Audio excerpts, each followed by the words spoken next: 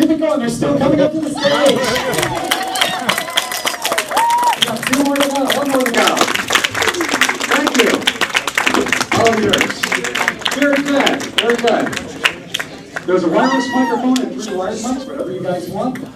There we go. Now, please welcome kids from the Christmas Story.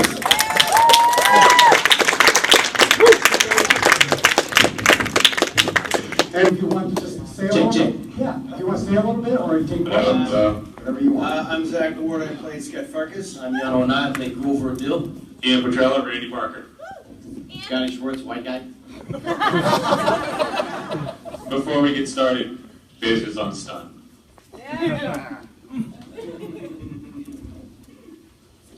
Okay, questions? It's an exciting group today. Yes. Do kids watch the Christmas stories when it's on TV? Sometimes a little bit pieces here and there. Not really. I don't. I think the last time I watched it from Soup to Nuts was 2008, and it was the Alamo Draft House showing outside the Christmas Story house for Bob's, after Bob died. And it's interesting to watch the film later on in life when I'm also a filmmaker and a producer and a director and editor, and watching how he built that film and understanding it more, because when we were little kids we didn't know anything about making movies. So I don't watch it all the time because it's kind of creepy watching yourself being young and filled with possibility and now old and bitter. And better looking. Yeah, well, yes you are. Yeah, and the other thing is, if we do watch it, we see a completely different perspective than what you saw. Like when I watch it, I just remember what happened that particular day. Like with the whole, a good story is when the dad was unveiling the leg lamp, I had got food poisoning. So there was a lot, I just remember being sick that day. There's actually a scene where it looks like I'm going to throw up right in the crane. So there's a close up on Randy, and his face is just, so. Next question. Go ahead. Whatever happened to the lamp? Ooh. Yeah, The broken. Ian found out about that. Nah, because I wanted to find out, because everybody asked me, and I figured there had to be one, so I was planning on going on this quest for the Holy Grail. And I got a hold of Reuben Fried, who designed the lamp, and I asked him, like, what happened to it? I want to see it. And he's like, we don't have them. They made 3, and they broke all 3 of them for the film. So somewhere in a landfill in Toronto, underneath probably piles and piles of garbage, is the remains of the leg lamp. Next. Yes, young lady.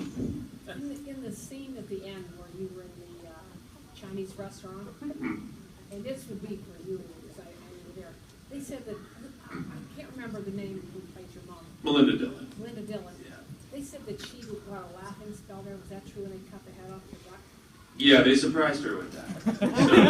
So we rehearsed it because that whole is like, it's just one complete shot. So there's no cuts. And so we would rehearse it. I knew it was going to happen because I overheard it, but they told me, you say a word, we'll kill you.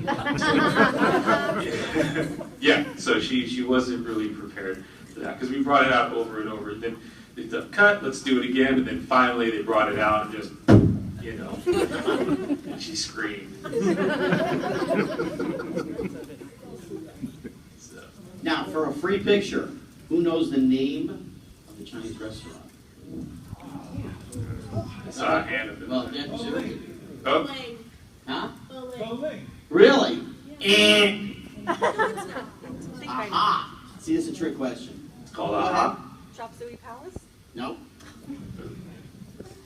There really is, I mean, I'll blow it now, but there really is no true name to the Chinese restaurant. Here's what happened.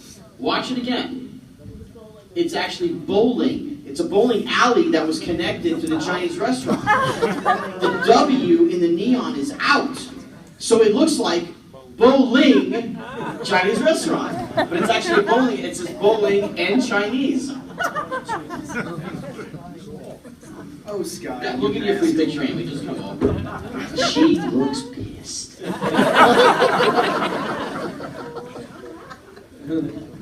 What next?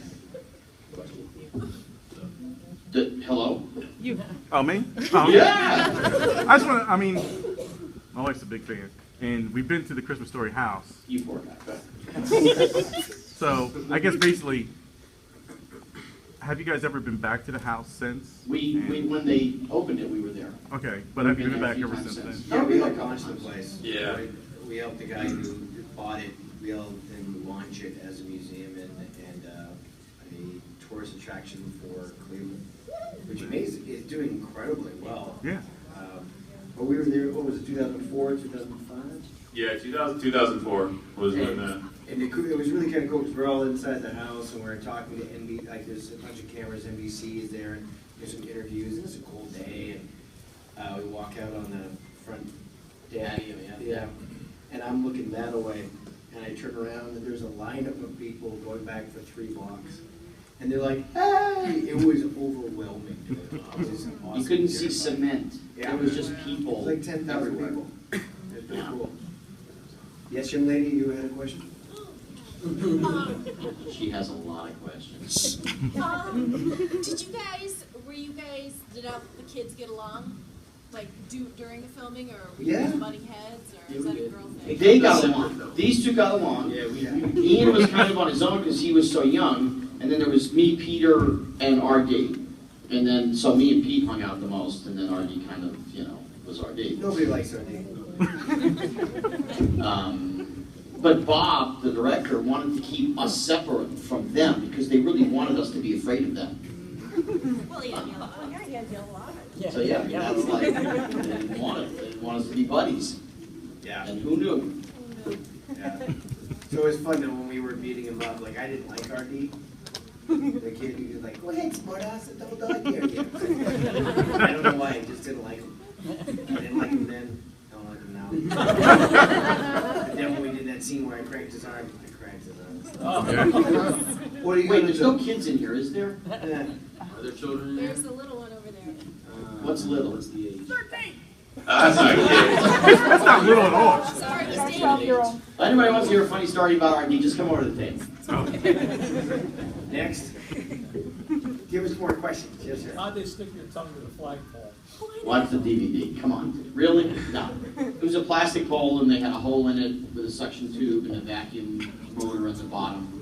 And they just turned it on, so it was... So it didn't hurt, it really didn't stick, none of that stuff. What if they wanted you to do it for real? Got to pay more than $6,500 a week. Ain't happening. Can't do that. The child labor laws, they not gonna do that kind of stuff. But it was cold. Ooh, wait, let the young lady here in the red first. On topic. What year was that made? 1983. Now, what year was it released? I would have no idea. 1983. That's a good question. Name the year that it was made and released. Did I see like a bronze statue or Yep. something with You you? did. So creepy. My star. If anybody ever goes to Chicago, if you just go south on 94 into Indiana, in Hammond, which is the home of Gene Shepard, the writer, they have a welcome center, and right out in front of the welcome center, they have what used to be a life-size statue of, can't say any jokes. It's about 4.5 feet tall, and it's a bronze statue of me with my tongue stuck to one of their flagpoles. So I'm. Oh, and his voice. Wait. Oh. You're right there. And so you walk by and it's motion activated. And all of a sudden I know you go, hello. This is Scotty Schwartz. I played Flick in the movie classic, A Christmas Story. And for those of us who know him and might have been a little drunk, that's just terrifying. That's like the first step into the descent into hell. Hello, this is Scotty Schwartz. Everywhere. Horrible. I called him. He's inside. His cell phone's off. And I get, Zach, better right now, leave me a message. And I hit the button. Hi, this is Scotty Schwartz. I left like 3 voicemails with just that on it. Hauntingly creepy. Other questions? Come on, guys. Were there behind-the-scenes hijinks that went on, pranks or whatnot? I remember in the hotel in Toronto when Peter and Scotty were on the 14th floor dropping water balloons on people. You could literally open the windows. Yeah, back in the day. 14th floor. Yeah, the 14th floor. Dangerous, so I racked them both in the back of the head.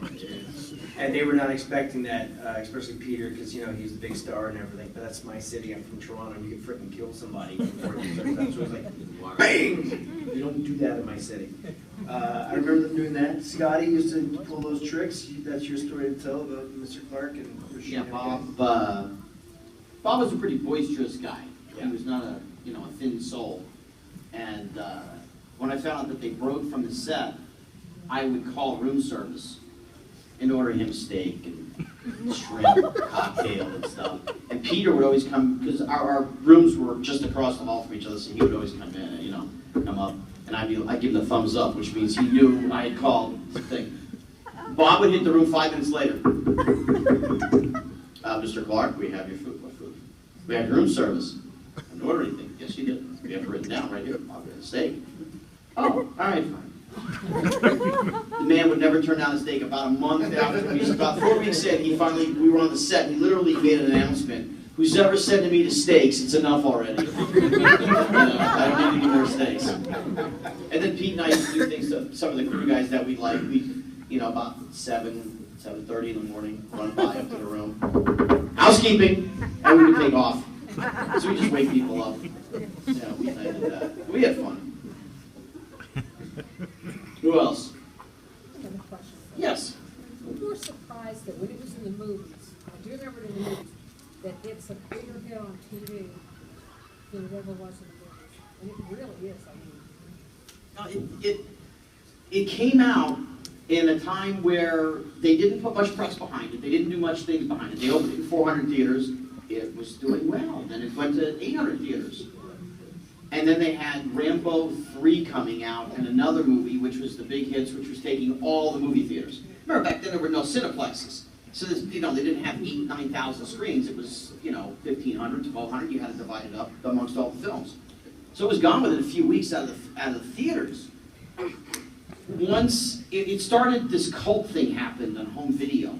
People were getting their VHSs and asking their friends, "Have you seen this movie?" No. "You got to borrow my copy." And people were giving their VHS copies to their friends, and then it started passing. And then when '96 hit, when Turner picked it up and they started the 24 hours, then it was already 10 years from. So you had this whole new group of people, you had people that were 12, now they're 22 and they have kids. And so they introduced it to It's them. 13 years since its release. 13 years since Yes. That's amazing to hear. I remember when The Wizard of Oz came out, didn't make any money until it went on TV because it was up against Gone with the Wind. Oh, Not really? that old, but anyway. The 49 re-release of Wizard of Oz made like 8 times the amount of money of the original release of 39. Oh, really? Yeah. That's cool. Because of television. Greatest Christmas video. Thank you. Thank you. How were you finding choices for your partners? Auditioned. Yeah, I wish it was more exciting. Yeah, I was child actor. I got a phone call. Mom took me to an auditioned, went back for a call back, went back for a third call back, second call back, and that's when I met Bob Clark. And Bob Clark was like, "You know what, just act like a crazy fool." And I did that. And he said, "You're hired." Well suited and so well. And he has a good story. His story's good. Mike? Ian. Yeah.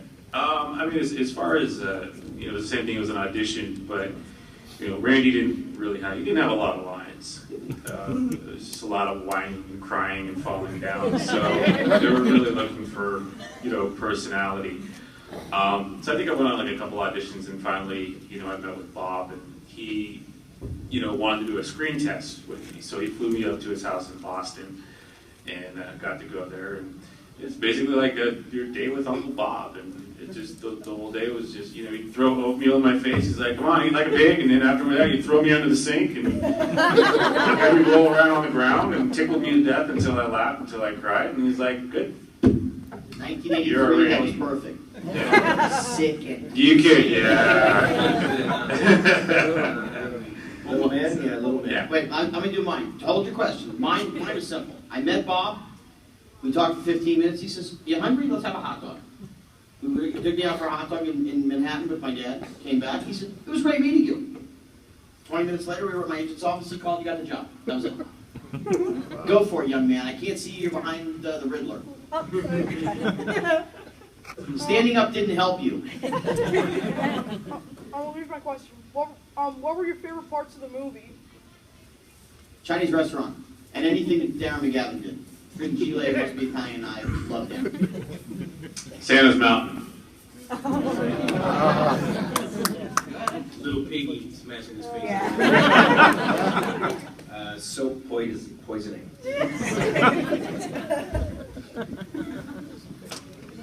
So the big stars, wait, let me rephrase stars, like Darren McGavin and Melinda Dillon, how were they with the youngsters? Didn't know. We didn't work with them. That's their question. Yeah. My only concern. Melinda was great. I mean, we got along, but I knew who Melinda was because she was in a movie called Close Encounters with the Third Kind. I was a big fan of that. So it was really awesome to meet her. Darren, however, I didn't know anything about Darren. I didn't know who he was. My mom did. She was a big Night Stalker fan. And then one of the things that she told me was, a lot of times older actors, don't usually like working with younger actors or putting up with their antics. So let's not find out the hard way. So whenever Darren was on set, I was always on my best behavior. And as far as working with him, I mean, nice guy, professional. That's the best way to describe him. He had just as much of an interest in this film as Bob did.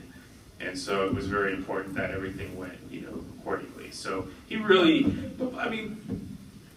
he would go out to drink with the crew afterwards. Go grab a pop or a beer. So obviously being 8, I couldn't, But yeah, just professional. But yeah, Melinda, great to work with. In fact, the scene after Ralphie and I come down, we're basically in catatonic shock, where we run up to go hug our parents. That was the very first scene that we worked with Melinda and Darren. That was it. Like, that was almost my first time really meeting Melinda. So it's like, okay, now here's these 2 strangers. Now we'll run up and hug them. For me, it was easy because it's like, you're from Close Encounters. Did you learn any good words from Darren McGavin? Huh? I said, did you learn any interesting words from Darren You can't repeat them. Yeah. Did you have to do many retakes during some of the scenes, like with the soap or when you were stuck full all those? There's retakes of every scene that's done. I mean, you don't shoot just one take and move. It's normally anywhere from 3 to 10 or 12. The tongue in the flagpole was, the first time we shot it was 12.5 hours. And then 2.5 weeks later, they said, well, we got good news and bad news. You're going to be with us a few more extra days. They underdeveloped the film. We have to do it all over again. So the second time it took 11.5 hours. So, what you see a few minutes in film takes hours and hours and hours. Yes, sir. So the first time, did they only just single dog dare you? And the second time? You've been here all day for that question. Young lady, Great time. thank you. Yes. When at the part when Ralphie is on top of you, beating you down a little bit, did he ever really hit you? Like there was a point where he was like, dude. His fists never hit my face, but he had idiot strings on that were holding on to his mittens, and the mittens had been, you all know what idiot strings are, right? Mm-hmm. And the mittens had gotten covered in snow and then thawed and then turned into water and then got back outside and frozen. So it was like So it was freezing. Yeah. So it was like being slapped in the face with frozen pork chops. Every time he's missing me, it's like smack, smack, smack, smack. So he knows my cheeks are really red. And him slapping the crap out of me. Yes, What are you ma'am. guys doing now? A lot of porn. 14-year-old. He's gonna have goals. Trust me, if he's 14, he's doing a lot of it too. I'm the director of education for the Atlanta Personal Trainer Program. So that's what I do. Fitness is my life. I'm a filmmaker, producer, director. I have a movie out right now called Don't Blink, starring Brian Austin Green, Mina Savari, and myself, as well as Joanne Kelly from Warehouse 13. I produced that film. I've got another one I'm directing coming up, and I've directed a couple of spec pilots and a feature I'm doing this in February. And I've been acting pretty much for 35 years straight. This has been my thing. I'm available. Right now, I'm involved in social media marketing. So I work with a couple campaigns. Basically, I find you on Twitter and harass you with ads and memes. But yeah, that's what I'm doing right now. So, Scotty. Oh. My dad and I have a sports and movie memorabilia shop out in LA. I'm the president of an organization called A Minor Consideration, which was started 26 years ago by Paul Peterson from the Don Reed Show, and it's for child labor laws. So I'm the president now, and I got to help and do and run and go and make phone calls and all that. And I sell stuff on eBay and do a lot of movie memorabilia. I rep celebrities for shows, like the people you see with Henry, that's Bobby, like I do his job, and so I have a lot of good and fun clients. And Priscilla Presley and Michael Paré from Eddie and Cruisers and all kinds of people like that. So we all stay pretty darn on busy. I like that Paul too. Paul's good. Yeah, he had some guy. You get questions? Is there anything good that you guys took away from the movie? Like when it was over, it wrapped up. Did you get any? Like we know the leg lamp is broken, but Yeah. Oh, you get these like souvenirs, so to speak. yeah. He got the coolest stuff. Yeah, I got to take stuff home. First and foremost, I got to take home the Zeppelin. Yeah, it's on my shelf at home. I got to take home one of the snowsuits. They made about 3 of them. There were 3 different sizes. There was venti, grande, and tall. I got to take the tall, so the thin one. What else did I get to take? Yeah, it does. So, actually, if you go back and watch the film, the scene where the kids try to pull the prank off the shields, she opens up her drawer. There's a rubber rat. Yeah, I got that rat. So, what about the bunny suit? Peter Peter got the bunny suit. I was thinking someone It's in his steal it. mother's Yeah. attic in a box. Really? He got the BB gun, the bunny suit, and the rhinestone cowboy. And you got the post. No, I didn't get the post. And actually, about 12 years after we finished the film, it went from being a school to a women's battered shelter.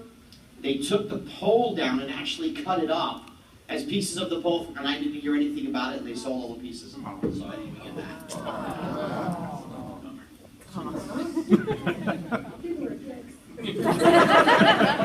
Now, I did another film called The Toy with Richard Pryor. I have everything. I have my military uniform, I have my Spider-Man pajamas, Please I tell have me you my have motorcycle outfit. What? Please tell me you have Wonder Wheel. Wonder Wheel went to the director, Richard Pryor took Wonder Wheel. Now, he got that. They offered me the cars. They offered me all the go-karts. My father goes, "You're 14, you can't have that stuff." Now, trust me, sorry. You shouldn't have hoped now, right? All my clothes and stuff. I see a Red Ranger with a question. Dude, come on up. You're young enough. Come on up. There's no way we're going to be able to hear you. Come on. Give him a hand. Come on. Let's get a there we go. This will be the best question of the day. Yes, sir. Why do I have Spider-Man pajamas? It was one of my costumes in the movie. I have Spider-Man pajamas too. But, you know. He still does. Do you? We like Spider-Man. I can't wear him. Do you have any other questions, bud? Well, thank you. Yes. Since there's a lot of reboots coming out, would y'all be surprised if they tried to reboot the Christmas Story? Never gonna. They tried it. They tried it. Yeah, they wanted to. They Yeah, that was Can't hard. Yeah, they did that movie, Christmas Story 2. Right, so they did the sequel. Did you guys watch that? I have not seen it yet. What about the play? The play is great, because the play is based on the original, and the musical is fantastic. Musical's great. But it's like, there's so many things in the original feature film where, your kids are punching each other in the face. Can't do that anymore. Kids are daring each other to do themselves bodily harm by sticking their tongues on crack. Can't do that anymore. The kid wants a gun. Now, the gun is a metaphor for his father's acceptance of him becoming a man. That's what the whole movie represents. We don't do that anymore. We don't have that moment in film and cinema or in our country where, like, yes, I believe you, it's going to be this transitional period of you into being an adult. We just placate everything and soften it down and make it soft and wet and boring and stupid. And so you can't have people at the end of a movie nowadays saying sa-ra-ra-ra-ra, because that's racist. As opposed to just being really funny. Right? You can't have someone out there when he's selling the Christmas tree, he's buying the Christmas tree, the guy's having a cigarette. Well, that's not a PG-13 rating anymore, is it? It's an R. Because dude's got a cigarette in his mouth. Like, oh, come on. Freaking annoying and boring. You can't remake that film because it captured. It was a red-blooded, two-fisted American Christmas, like it's supposed to be, not like. Santa can't kick you down the slope anymore. Yeah. Santa. Yeah. I'll be an out-of-work Santa. Unemployed. Is that hyperbole about the cigarette, or is that real? Yeah, it's real. No, it's real. You guys got a cigarette while he's selling the Christmas tree. Yeah. All right, I'll give you a deal on this thing. You can't smoke.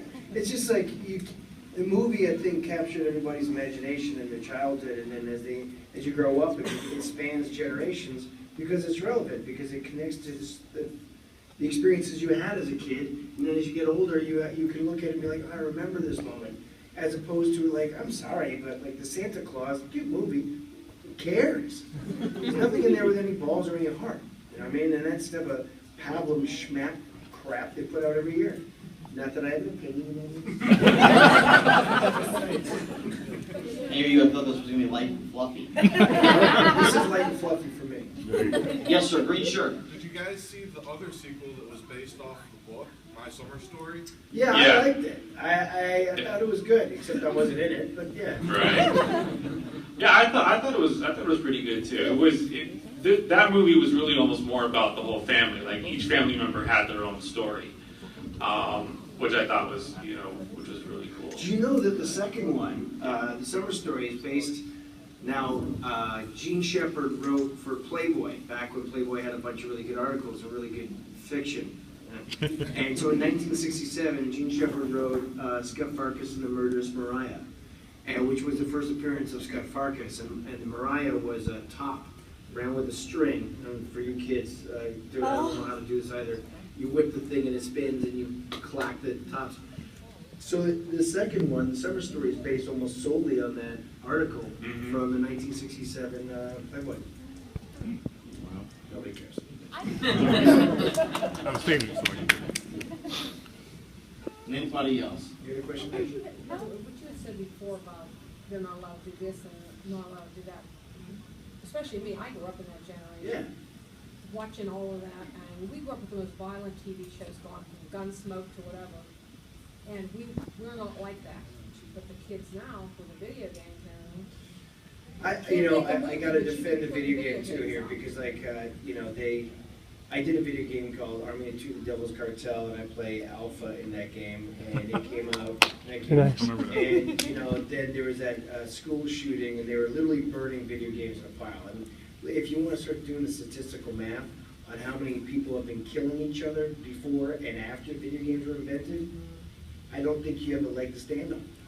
Absolutely not. But that's why I couldn't understand why you're not allowed to do what you did. Well, because you guys look at the MPAA, right?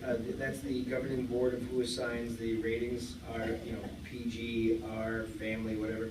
And you can't smoke a cigarette, because smoking a cigarette is not approved anymore. So you can have a curse word, one F word in a movie and keep it PG-13. They're very stringent rules. And so the studio is doing their thing where they're trying to make as much money as they can, so you do an Avengers movie. Everybody like the Avengers? Right. Is there any blood in the Avengers? No. They beat the living crap out of all these aliens. They never bleed because blood changes their rating, and therefore they're afraid that they won't get the same amount of audience in the theater to watch the movie, and they're losing cash hand over fist. So yeah, it's frustrating. The Riddler lady, I saw you had a Yeah. question. I just want to say how brilliant it was. I'm a film score collector, and and I'm also visually impaired. So I listen to music and film a lot. And so when I saw Christmas Story, I thought it was brilliant the way that they used classical pieces to accent the mood. Peter and the Wolf. Peter and the Wolf, Romeo and Juliet, Hamlet. Really? Educate me. Romeo and Juliet, where was that? The school scene when Yeah. she read the theme. That cracks me up Yeah, because of that's what from that Romeo and piece Juliet. is. It's even funnier when you realize what that piece is supposed to represent. No kidding, thank you. And Hamlet, Tchaikovsky's Hamlet as well. Really? Where That was was a lot of shock moments when Ralphie has his, like, for example, when he says fudge. Yeah. Dum, da, da, da. Yeah. Really? That's really cool. And when he breaks his glasses as well. So, I didn't know that. I'll have to watch that again with that in mind. Yeah. Awesome. Got 24 hours coming up Christmas Day. I forgot.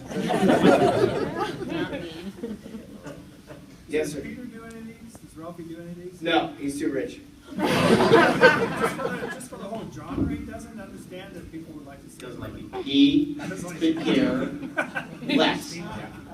He produced Iron Man. He directed, he produced Iron Man and Elf, and he works with Vince Vaughn, and he's a big swinging dick. I've made stupid offers to him. Stupid. Almost 5-figure offers. Almost 6-figure offers, excuse me. And he goes, thanks, but no, that's okay, thanks. What's he doing never, now? ever see him. He produced Iron Man. Oh, that's right. Yeah, he's been... There's a show on TBS, Sullivan and Son. Yes. He's the executive producer on that show. Got canceled. So, yeah, don't matter. 2 years of it, don't matter. That show sucked. You know, he produced. Because you weren't in it, right? No, I've been to some sucky stuff. That show sucked. Directed Couples Retreat. Couples Retreat, he was a director. And you saw, we were all in it. The Breakup. Yeah. All those things. Yes, Do ma'am. you guys get royalties from when that's on? She's so cute. I know.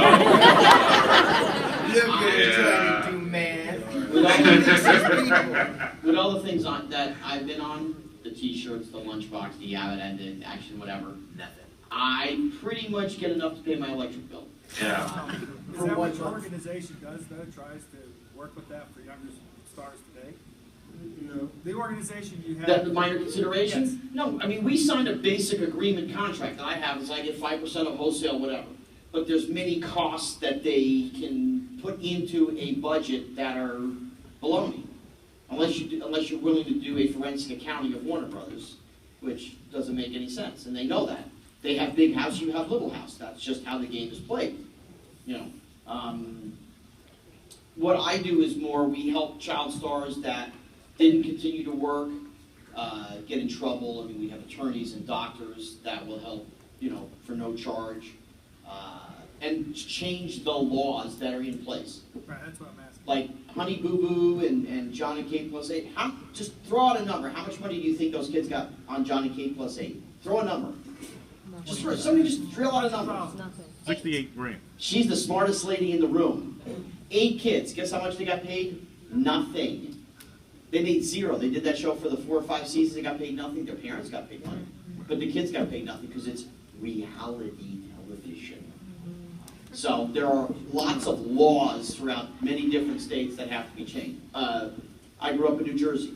Real quick, because I know that I won't be talking about this all day, but there was a law in 1967 that was passed that said if you were a professional child, if you were doing a professional job, be it you were a dancer, a singer, a pro tennis player in training, whatever, or you're an actor, you could miss school and it was an excused absence. That was the people in power understood that. 1975, the new person said, that's baloney. Kids belong in school. They took the law and swept it under the rug. I started doing movies in 1982. go to private school. It cost me 25 grand to go to private school for 2 years. Why? There was a law on the books, but the guy in 76 threw it under the rug. So now it's being brought back out, so I've had to talk to some lawmakers in New Jersey, and a couple in PA and Philadelphia area, about getting excused absences for professional children. So that they don't have to go to private school, they can stay with their friends, you know? So that's a few of the things that I work on. And we got time for one more question. It's a wrap. Who's single? Yeah, I guess. I'm married. I got a girlfriend. Ian single. The 2 bananas on this end are the single ones.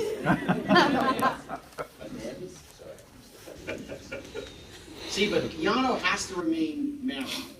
Because I'm the one that basically introduced him to his wife. So if he ever gets divorced, it's going to be my fault.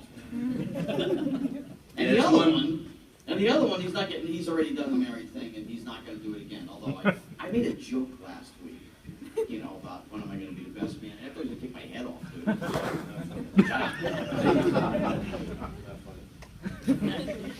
dude. You guys good? Thank you. Yeah.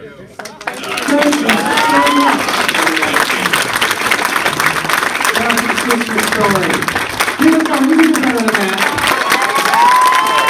Thank you guys. So we're back to the table for some. We're actually going to do a group shot, which you guys be great for holiday cards. So keep that on. They're still here. Come on. We're all here. That's great. You're going to come to the coming over. Just grab something off the table from over here.